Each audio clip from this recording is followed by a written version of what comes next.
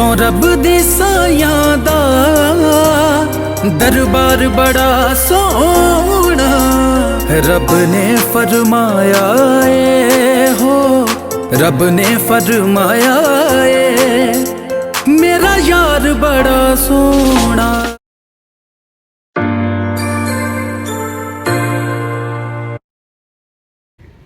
तो दोस्तों, मैं हूं आपका अपना अभी जम्बाल और आप अभी देख रहे हो कि मैं हूं नकोदर में। तो ये एक ब्लॉग तो नहीं होगा बट एक छोटी सी स्टोरी होगी about the Nakodar location and Dera. So start करते हैं अच्छे सिनेमैटिक व्यू के साथ। डेरा बाबा मुराद शाह जी एक सूफियाना दरबार है जो कि पंजाब के जालंधर ज़िला में नकोदर में स्थित है। जिस नकोदर शहर को आज पीरों व फ़कीरों की धरती माना जाता है, वह दरबार आज प्रेम का प्रतीक है और यहाँ सभी जातियों और धर्मों के लोगों का बराबर सम्मान किया जाता है। यहाँ अनेकों ब्रह्म ज्ञानियों ने जन्म लिया और इस धरती पे चार चांद लगाए। आज़ादी से पहले की बात है कि एक फ़कीर बाबा शेर शाह जी पाकिस्तान से पंजाब चल के आए, जिन्होंने रहने के लिए नकोदर की धरती को चुना, जो कि वीरानों और जंगलों में रहना पसंद करते थे। बाबा ज़्यादातर लोगों से दूर रहते थे और लोगों को अपने पास आने भी नहीं देते थे, जिससे कि उनकी इबादत में विघ्न न पड़े।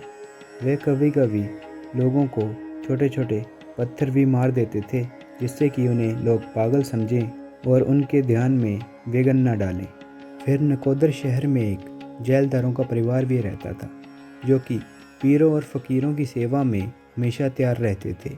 एक बार उनके घर में एक फ़कीर आए तो उन्होंने उनकी सेवा की और फ़कीर ने कहा कि मांगो, तुम क्या मांगना चाहते हो।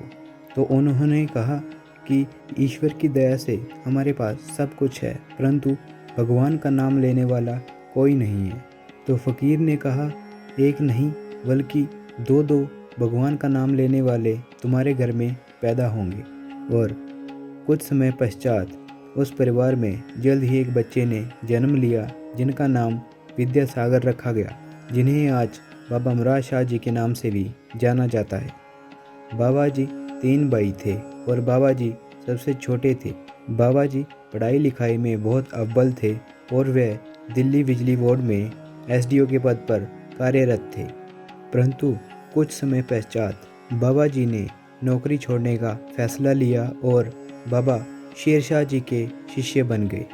उन्होंने मात्र 24 साल की उम्र में फ़कीरी का चुनाव कर लिया था और वे बाबा शेर शाह जी के साथ रहने लगे और उनकी सेवा करने लगे। वे हमेशा भक्ति करते रहते और वारिस शाह द्वारा लिखी हुई किताब हीर को पढ़ते थे। कुछ समय पश्चात बाबा शेर शाह जी भी पाकिस्तान वापस लौट गए। साईं गुलाम शाह जी, जिन्हें लाडी साईं जी के नाम से भी जाना जाता है, वह बाबा मुराद शाह जी के शिष्य बन गए और बाबा मुराद शाह जी के दुनिया छोड़ने के बाद लाडी साईं जी को उनकी गद्दी पे विराजमान किया गया।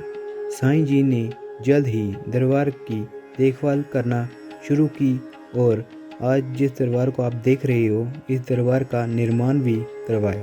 फिर साईं जी के कहे अनुसार हर साल वार्षिक उर्स मेला भी आयोजित किया गया, जिसमें भारतवर्ष के अनेकों कव्वाल और सूफी गायकों को प्रदर्शन करने के लिए आमंत्रित किया गया और ये प्रथा आज तक भी चली आ रही है। ये मेला हर वर्ष मई के माह में मनाया जाता है। पंजाब में ऐसा कोई गायक और ऐसा कोई सेलिब्रिटी नहीं होगा जो इस दरबार से ना जुड़ा होगा। यहाँ तक कि सलमान खान, बोहेमिया और नुसरत फ़तेह अली खान जी भी इस दरबार से जुड़े हैं। कुछ समय पश्चात गुरदास मान जी साईं जी के शिष्य बन गए और साईं जी उनसे बहुत स्नेह भी करते थे। पूरे भारतवर्ष में ऐसा कोई नहीं होगा जिन्हें गुरदास मान जी के बारे में ना पता हो। गुरदास मान जी भारत के और पंजाब के काफ़ी प्रसिद्ध गायक हैं और अनेकों फिल्मों में भी काम कर चुके हैं। साईं लाडी शाह जी के दुनिया छोड़ने के बाद गुरदास मान जी को यहाँ की कर्ता धर्ता बनाए गए और गुरदास मान जी बखूबी आज भी इस मेले को और इस दरबार को संभालते आ रहे हैं।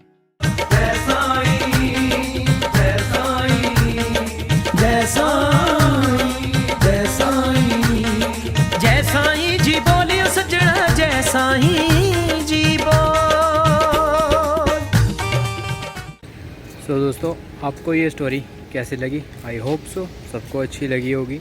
अगर अच्छी लगी है तो please like share and subscribe करना मत भूलना। एंड जय साईं जी।